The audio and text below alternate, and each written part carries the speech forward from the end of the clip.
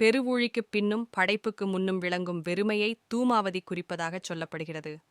தலை சிறந்த குருவாகவும் வரங்களை அள்ளித் தருபவளாகவும் தூமாவதியை சொல்வது வழக்கம். தூமாவதி என்பவள் 10 மகாவித்யாக்களில் ஒருத்தி ஆவாள். புகைத்தேவதை எனப் பொருள்படும் பெயர் கொண்ட இவள் அன்னைத் தெய்வத்தின் குரூரமான வடிவங்களில் ஒன்றை தாங்கியவள். அசிங்கமான வயதான விதவையாக இவள் சித்தரிக்கப்படுகிறாள். அமங்கலகரமான சந்தர்ப்பங்கள், தீய சகுனங்களுக்குரிய பறவையான காகம், பீடமாதங்கள் முதலியவை இவளுக்குரியவையாகச் சொல்லப்படுகின்றன. தேவி பாகவத புராணத்தில் சாகம்பரி தேவியின் யுத்தத்தில் உதவியவர்களில் ஒருத்தியாக தூமாவதியை குறிப்பிடுகின்றது.